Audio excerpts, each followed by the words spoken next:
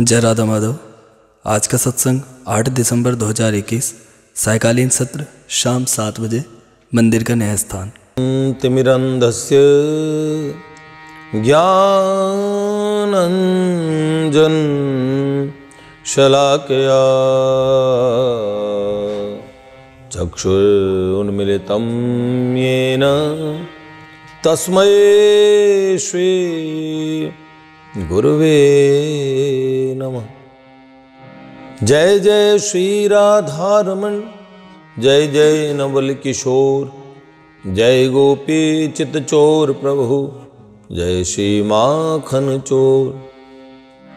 भक्त भक्ति भगवंत गुरु, चतुर नाम वपु एक, इनके पद वंदन किए नाशै विघ्न अनेक।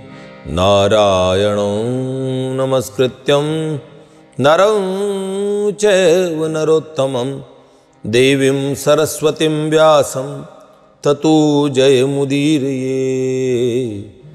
श्री लाडली लाल की जय, परम पूज्य बाबूजी बाबा की जय, देवर्षि नारद जी महाराज की जय, श्रीमन नारदीय निकुंज की जय, कुंज विहारी विहारणी जू की जय, श्री प्राची बिहारी लाल की जय। जय श्री राधे श्याम।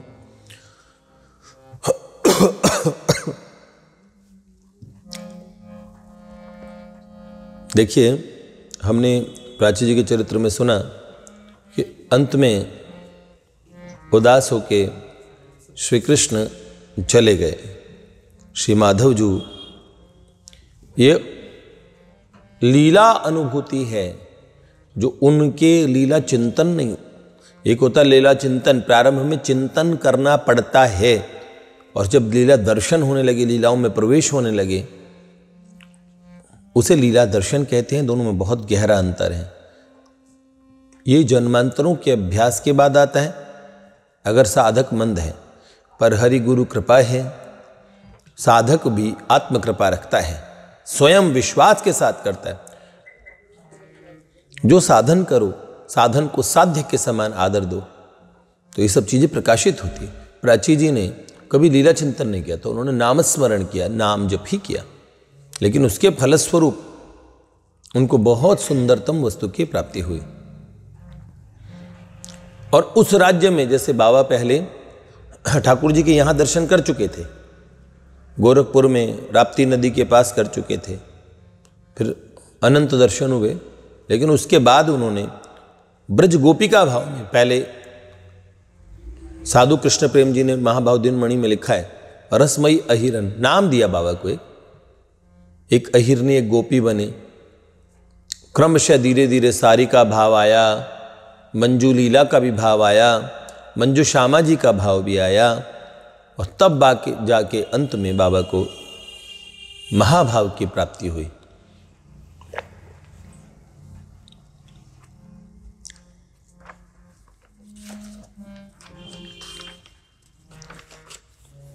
प्राची जी के चरित्र में हम लोगों ने सुना, उस लीला राज्य में प्राची जी कहते कि किसी सृष्टि में साधक यहां लीला का चिंतन करता है, प्रयास करता है, तो दिव्यतम चिन्मय लीला राज्य को, और क्योंकि वो राज्य कोई धाम, कोई भूखंड नहीं है, स्वयं आनंद में परमानंद से बने हुए स्वयं श्याम सुंदर ही वहाँ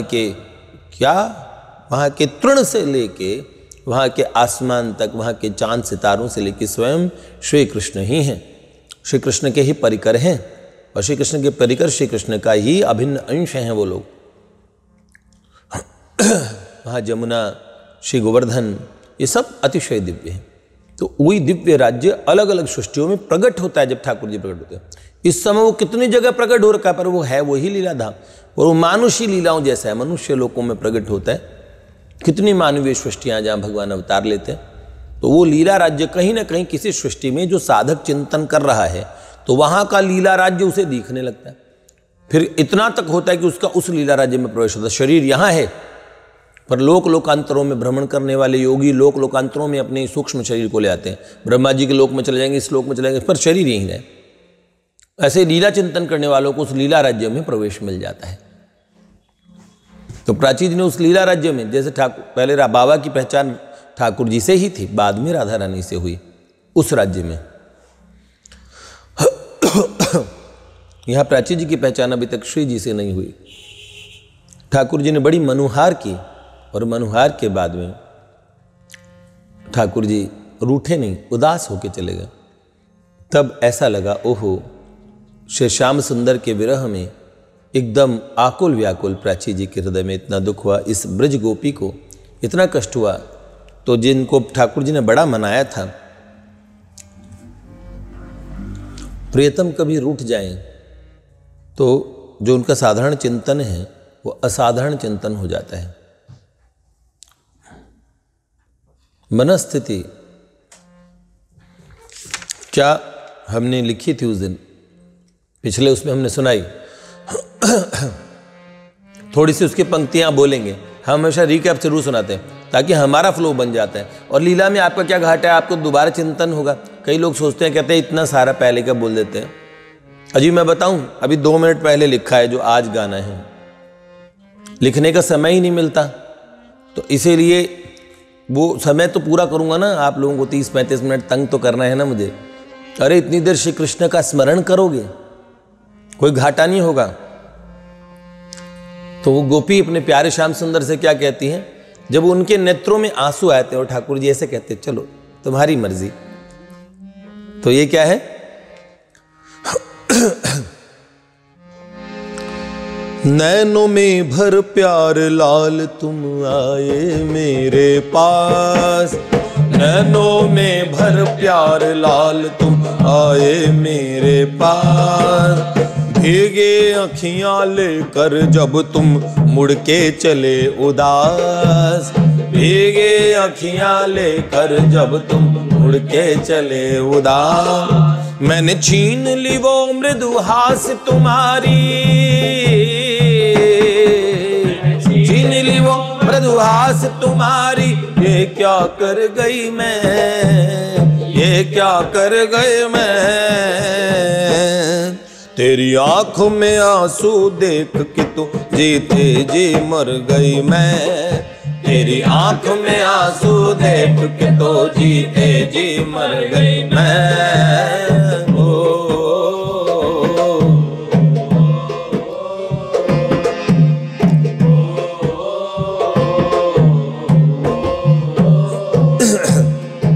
होके तुझसे दूर ये चांदनी भी देती है जला, होके तुझसे दूर ये चांदनी भी देती है जला, बिन तेरे नंद नंद मेरा क्या जग में काम भला, बिन तेरे नंद नंद मेरा क्या जग में काम भला, ब्रजनाथ क्षमा करो भूल हुई, ब्रजनाथ क्षमा करो भूल हुई, जग से डर गई मैं, जग से डर गई मैं, तेरी आंख में आंसू देख के तो जीते जी मर गई मैं, तेरी आंख में आंसू देख के तो जीते जी मर गई मैं।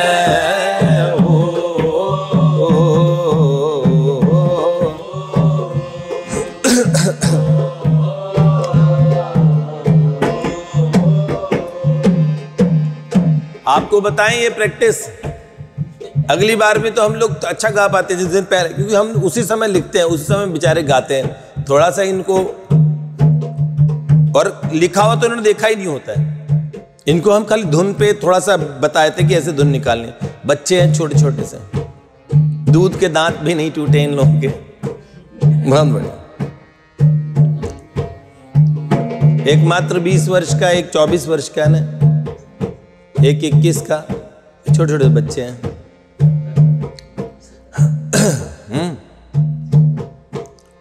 नाथ नहीं थी ये मेरे मन में कि तुमको खो दूं मैं, नाथ नहीं थी ये मेरे मन में कि तुमको खो दूं मैं, मिल जाओ एक बार गोद तेरी सर रख रो दूं मैं, मिल जाओ एक बार गोद, तेरी सर रख रो दूं मैं। बड़ भाग जो पकड़े हाथ मेरे,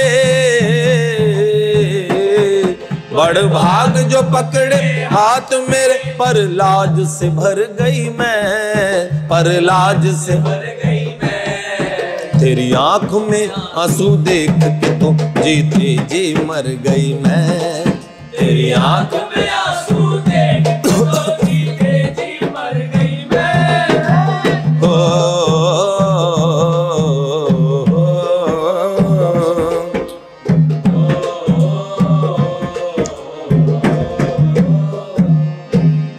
कितना प्रेम है नंद कुंवर कभी कह नहीं पाती मैं, कितना प्रेम है नंद कुंवर कभी कह नहीं पाती मैं। तेरे दरस को दौड़ दौड़ नंदालय आती मैं, तेरे दरस को दौड़ दौड़ नंदालय आती मैं। सब नाते भूल गई जब से, सब नाते भूल गई जब से, तेरे प्रेम में पड़ गई मैं, तेरे प्रेम में पड़ गई मैं। तेरी आंख में आंसू देख के तो जीते जी मर गई मैं, तेरी आंख में आंसू देख के तो जीते जी मर गई मैं। ओ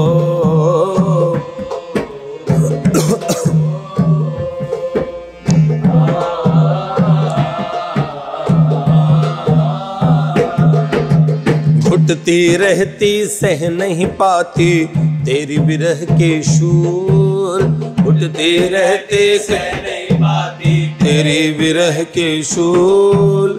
प्राण तजूंगी जाए मिलूंगी तेरे गले के धूल, प्राण तजूंगी जाए मिलूंगी तेरे गले के धूल।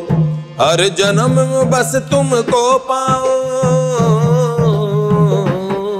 हर जन्म में बस तुमको पाऊं, इस बात पे अड़ गई मैं, इस बात पे अड़ गई मैं। तेरी आंख में आंसू देख के तो जीते जी मर गई मैं, तेरी आंख में आंसू देख के तो जीते जी मर गई मैं। ओ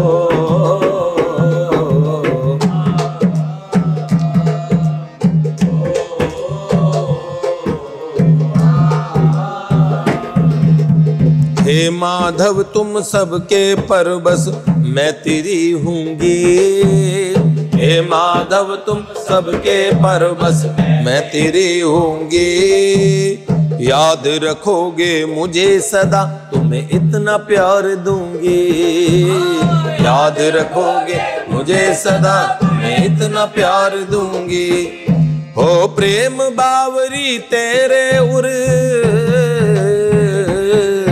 ओ प्रेम बावरी तेरे और आंगन में गड़ गई मैं, आंगन में गड़ गई मैं। तेरी आंख में आंसू देख के जीते जी मर गई मैं, तेरी आंख में आंसू देख के तो जीते जी मर गई मैं।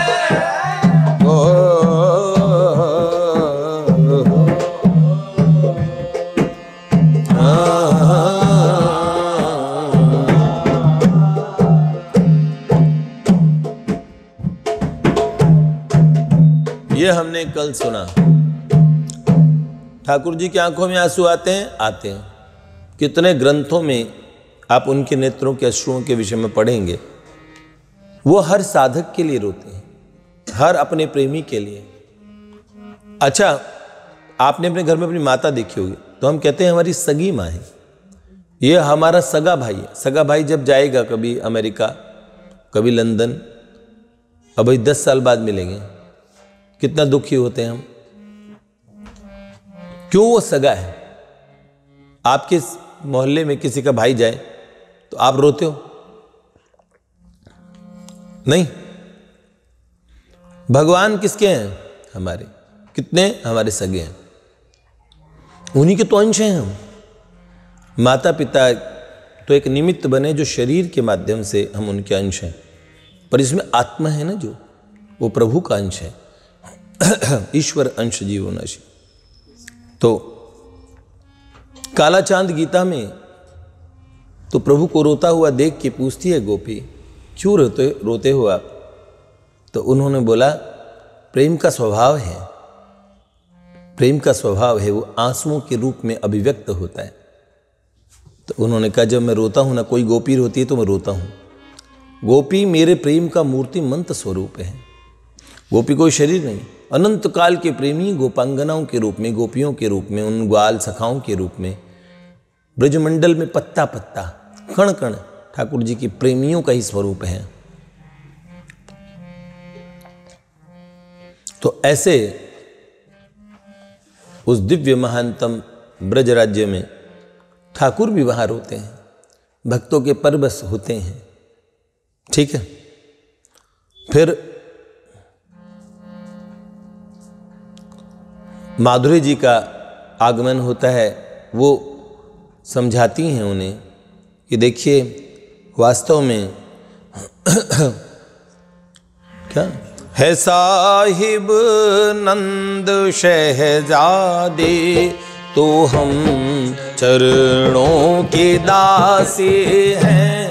है साहिब नंद शहजादे तो हम चरणों के दासी हैं। है साहिब नंद शहजादे तो हम चरणों के दासी हैं।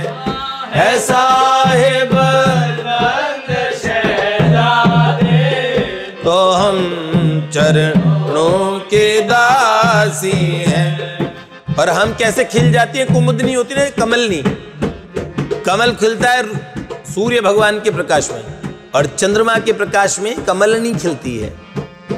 कुमुदनी से खिले हम देख, कुमुदनी से खिले हम देख, ये चंदा रूप राशि है। कुमुदनी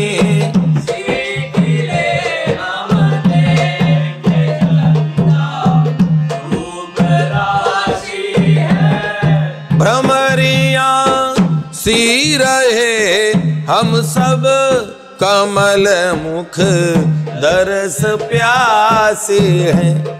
भ्रमरिया सी रहे हम सब कमल मुख दरस प्यासी हैं।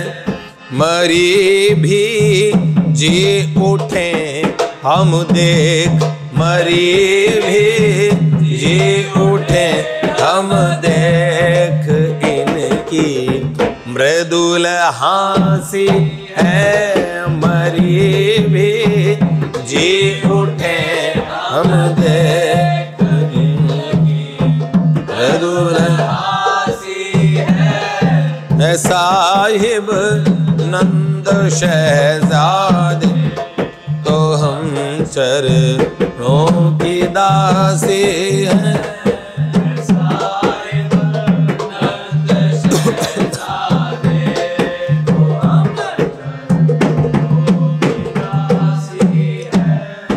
पड़ी चरणों में हम इनके बंधी, उल्फत की फांसी है।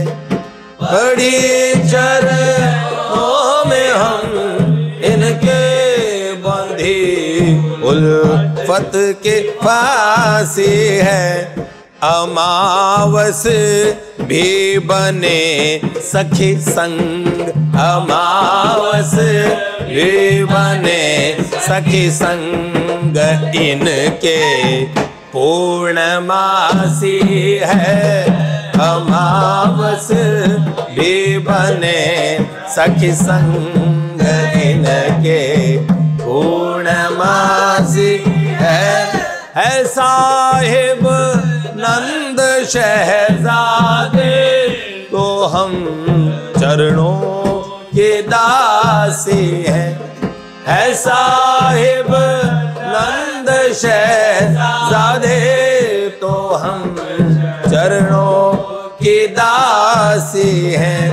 कुमुदनी से खेले हम देख, कुमुदनी से खेले हम देखिए चंदा रूप राशि है, कुमुदनी से खेले हम देखिए चंदा रूप राशि है। अरे सखी, इस महल के खवासी, इस महल के दास नौकर चाकर कौन?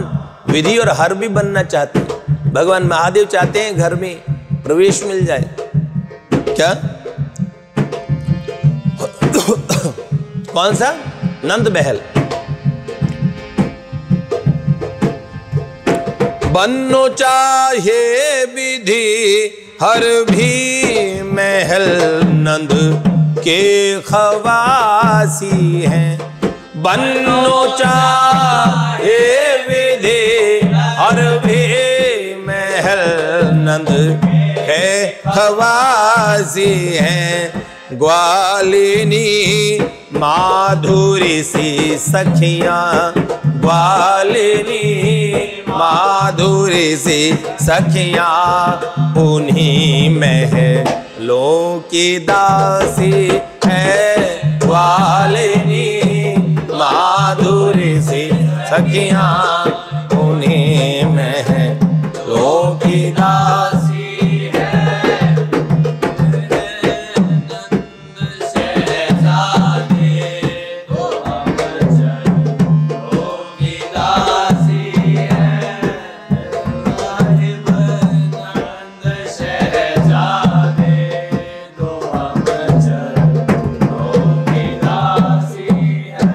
जय जय श्री राधेश राधे। देखिए, पीछे सुना हुआ हम लोगों ने सुना, आगे का सुनिए।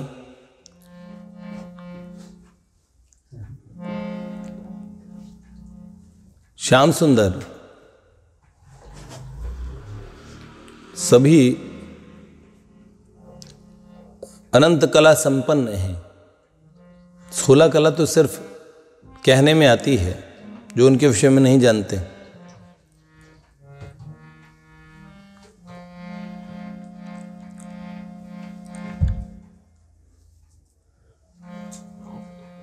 इतने इनकी ये स्थिति है तो ठाकुर जी का स्वयं का ये यथा माम प्रपद्यन्ते तांस तथैव भजाम्यहम् का नियम है। अगर एक भक्त के जितने आंसू बहते हैं उससे कहीं ज़्यादा उनके प्यारे ठाकुर उनके लिए उनकी स्मृति में ऐसा अश्रुपात करते हैं। ये एक प्रेयसी की, एक प्रेमी भक्त की बात नहीं, इस सभी प्रेमी भक्तों के लिए भगवान कितने प्रेम से कहते हैं। भगवान ने सिद्ध भक्तों के लिए जहाँ 12 अध्याय में गीता जी के भक्ति योग अध्याय में क्या कहा, यो मद भक्त सच में प्रिय, सबको प्रिय प्रिय बोला। लेकिन जहाँ साधक भक्त की बात आई वहाँ बोला भक्तास्ते अतीव में प्रिय। साधक भक्त, स्वामी जी महाराज ने कहा कि भगवान को सिद्ध भक्त बहुत प्रिय है, पर साधक भक्त इसलिए उनके लिए ठाकुर जी अति प्रिय कहते हैं। इसलिए क्योंकि सिद्ध भक्त का भगवान उसे सिद्धावस्था प्रदान करके, अपना साक्षात्कार प्रदान करके, परमानंद स्वरूप प्रदान करके, क्या मम दर्शन फल परम अनुपा जीव पावे निज सहज स्वरूपा, जीव को अपना सहज स्वरूप मिल जाता है। स्वरूप की प्राप्ति का मतलब ये है कि अगर अभेद दृष्टि से तत्व दृष्टिया अगर आप बोलेंगे तो जीव और ब्रह्म का ऐक्य आपको एकत्वेन भाव से अनुभव होगा। कहीं स्वयं मैं हूँ ऐसा अनुभव नहीं होगा, सिर्फ सर्व खलविदम ब्रह्म, हर जगह आपको ऐसी अनुभूति होगी। एक बात तो वो है स्वरूप का बोध, वहाँ पे कहते हैं हमारा स्वरूप तत्व से क्या। पर वैष्णव मार्ग में स्वरूप मतलब जीवेर स्वरूप है कृष्णेर नित्यदास, श्री कृष्ण के सखा हैं, श्री कृष्ण के परिकर हैं। तो हम श्री कृष्ण से हमारा क्या संबंध है, हमारा क्या स्वरूप है, उस स्वरूप का साक्षात्कार भी होता है। बस ये ही सिद्धांत है। वास्तव में लीला दर्शन करोगे तो दर्शन तब होगा जब आपको अपने स्वरूप का और साक्षात्कार होगा। उससे पहले आप लीला चिंतन में आप चिंतन कर सकते हैं, मेरा अमुक गोपी का स्वरूप है, अमुक सखा का स्वरूप है, ठीक है, लेकिन वास्तविक साक्षात्कार बहुत सुंदरतम घटनाएं हैं। जैसे भगवत साक्षात्कार होता है, अगर स्वरूप का साक्षात्कार भर भी हो गया तो जीवन काल में आपको भगवत लाभ से आप वंचित रह ही नहीं पाएंगे। ठीक है। ठाकुर जी अनंत कलाओं से संपन्न, उनके मन में जब ऐसी विरही अवस्था अपनी प्रिया प्रेयसियों को देखते हैं, अपनी किसी भी प्रेमी को देखते हैं, तो फिर देखो लीला में प्रभु कितने भावों में भर के अश्रुपात करते हैं। और जो वंशीनाद अनंत कोटि गोपियों को, ब्रज के कण कण को सदा उल्लास में भर देता है, उन्माद में भर देता है, वो वंशीनाद नहीं सुना। और मध्य रात्रि में ठाकुर ने अपने अधरों से बंशी लगाई और आज जो वंशीनाद उन्होंने किया वो वास्तव में ऐसा विरह सूचक वंशीनाद था जो हृदय में, जो विरहिणी के हृदय को भेद जाए, ऐसी पीड़ा उठी।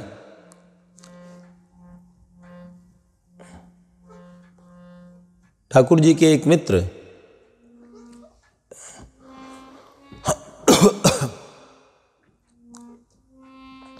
जिनका उनके घर पे आना जाना होता है,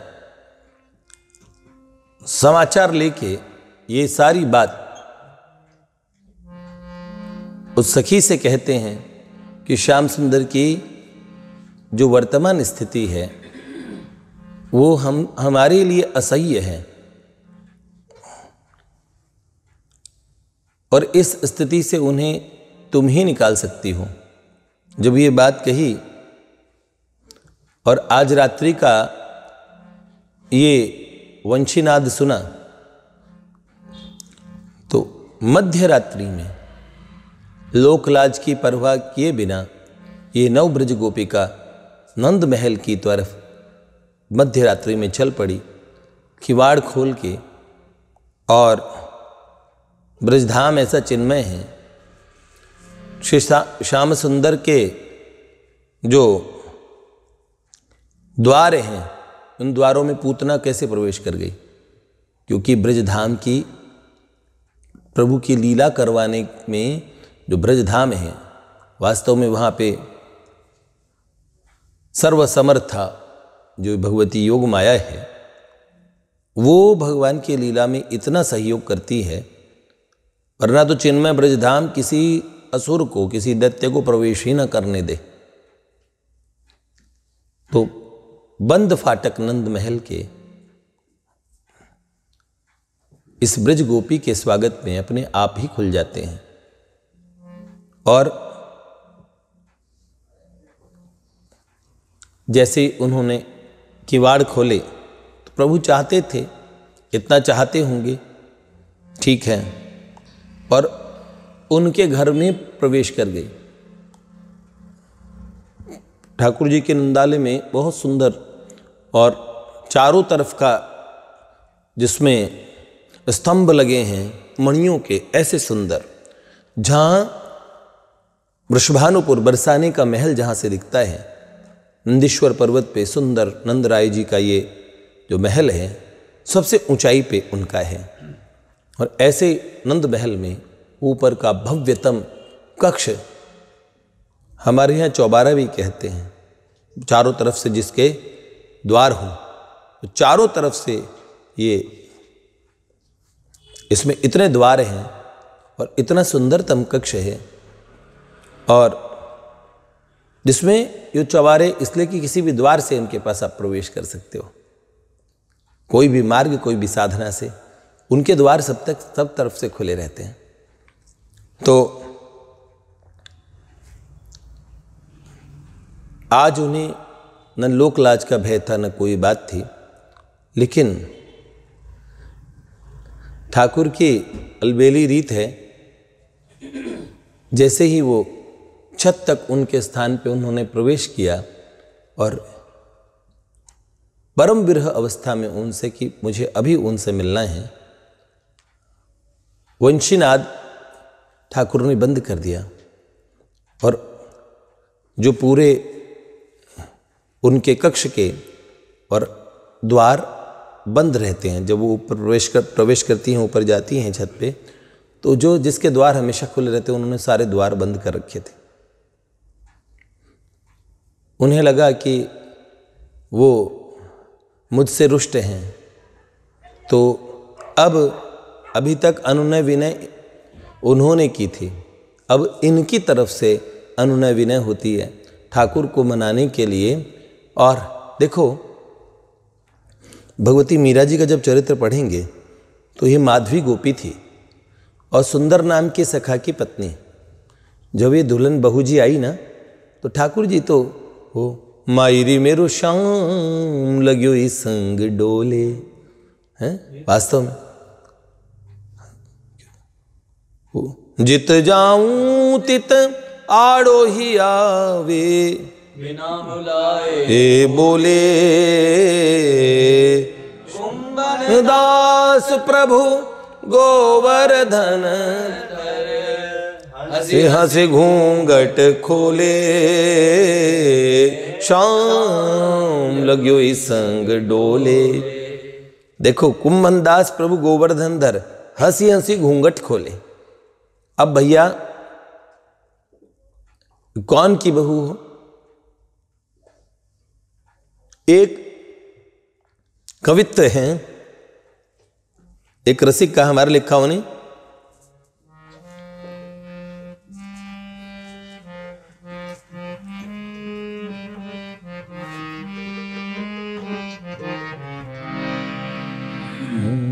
एक सखी घर सो निकले मानो चंद्र को दूज चली उपमा से। एक सखी घर सो निकले मानो चंद्र को दूज चली उपमा से। को कहे यह काहू की नागरी, को कहे यह काहू की दासी, को कहे यह काहू की नागरी, को कहे यह काहू की दासी।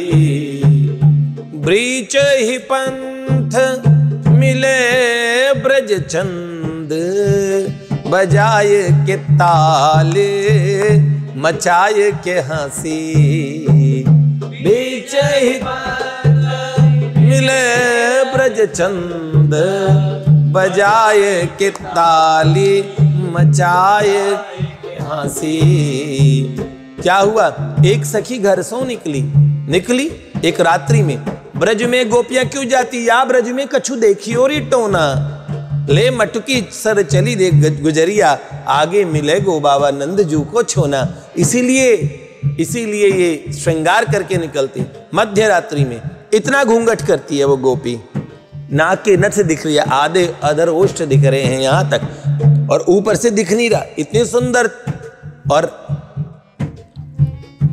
जड़ाऊ जिसमें सुंदर और कढ़ाई हो रखी है, इतनी सुंदर चुनरी ओढ़ के, और 80 कली का सुंदर घाघरा, और ऐसा श्रृंगार करके हाथी दांत के चुड़ले भी पहने हैं, सुंदर कंगन पहने हैं, सुंदर अंगूठियां, पूरा षोडश श्रृंगार करके, और जब बल खाते ठिलाते निकलती है। जिनके लिए निकली है चाहती तो यही।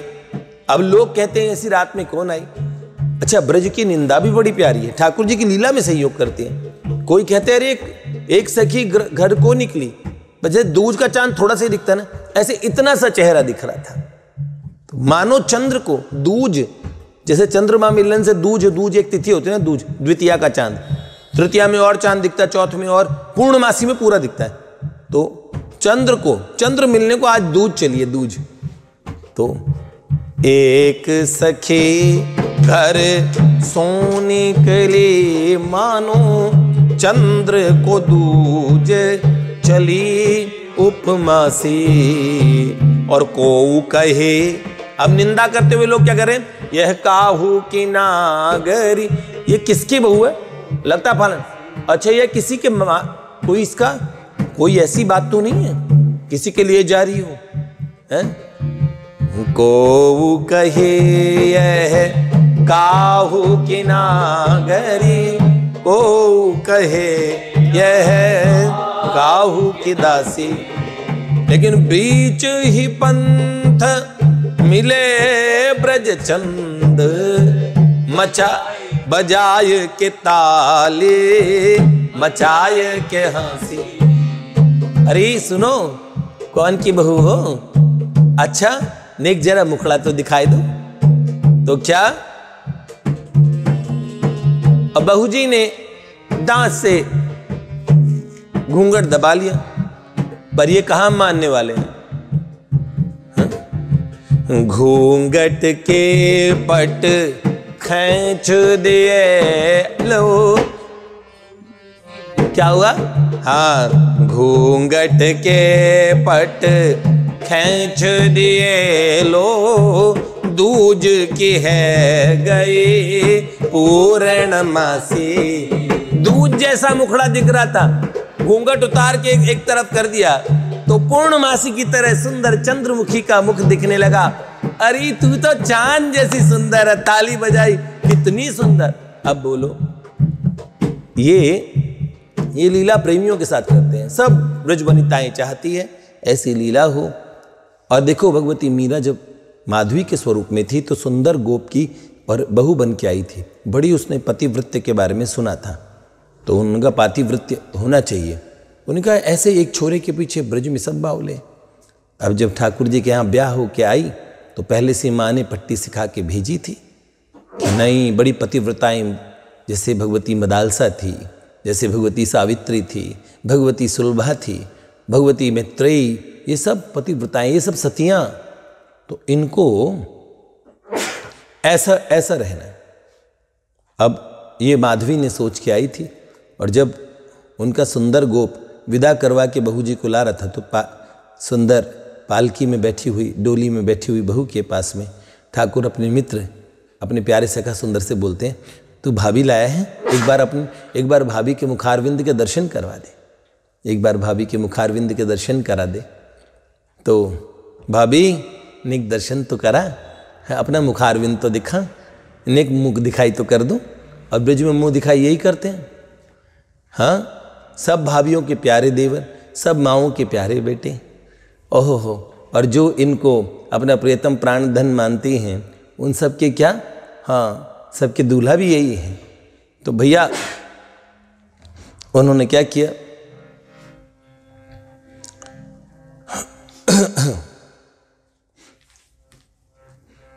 जैसे उन्होंने वो गई तो माधवी ने सोचा, अरे इतनी सुंदर जिनकी आवाज़ है, मैं इनको देखूंगी नहीं, और कस के घूंघट खींच लिया। भाभी एक बार मुंह दिखाई तो कर दूं, बार बार बोलते रहे, लेकिन भगवती माधवी मानी नहीं, बहुत अनुनय विनय की, पर उसने घूंघट ऊपर नहीं किया। तो उन्होंने कहा भाभी देख ले, एक बार सोच ले, तब भी नहीं मानी। भाभी देख, सब मेरा मुख देखना चाहते हैं, हाँ पर तू मुझे अन्यथा ले रही है, मेरी वंचना कर रही है। फिर बोला भाभी मान जा। फिर उसने कहा अरे भाभी अब तो ऐसा होगा कि तू मेरा मुंह देखने के लिए तरसेगी। और आप जानते हो कालांतर में जो ब्रज में महाप्रलय आई और जब ठाकुर जी ने और गोवर्धन धारण किया, उस दिन अपने ससुराल वालों के साथ ये माधवी भी दौड़ी चली आई। अब जब गोवर्धन महान विशाल गिरिराज उठाने वाले ठाकुर की तरफ अचानक दृष्टि पड़ी, उस दिन घूंघट नहीं था, और अचानक जो उनकी छोटी उंगली को देखा और इस तरह उन्होंने गिरिराज धारण किया है। तो गोवर्धन धारण करते हुए प्रभु के हस्तकमल को देखा और उनकी भुजाओं को देखा, फिर जैसे उनके मुखारविंद उनके पूरे शिव विग्रह पे उनके पूरे और इंद्रधुम्न मणि के समान अतिशय सौंदर्य, निखिल सौंदर्य सार सर्वस्व प्रभु के सुंदरतम स्वरूप को देखा तो देखते ही बावली हो गई। उन्होंने कहा, माँ किस जन्म का बैर निकाला तूने मुझसे, इनको मैंने देखा नहीं अब तक। और फिर जानते हो ना, जीवन भर मीरा, यही मीरा बन के आई। कोई करी कही और गिरधर आवन की, मीरा के प्रभु गिरधर नागर। क्यों? उस गोवर्धन धारण प्रभु को देखा तो गिराज धारण के दर्शन किए, ये माधवी। तो ऐसी अवस्था में, और जब ठाकुर जी ने और आज इस नवब्रज गोपिका को भी ऐसी, इससे नाराज नहीं है, लेकिन प्रभु प्रेम का और कभी कभार मोल भी लेते हैं।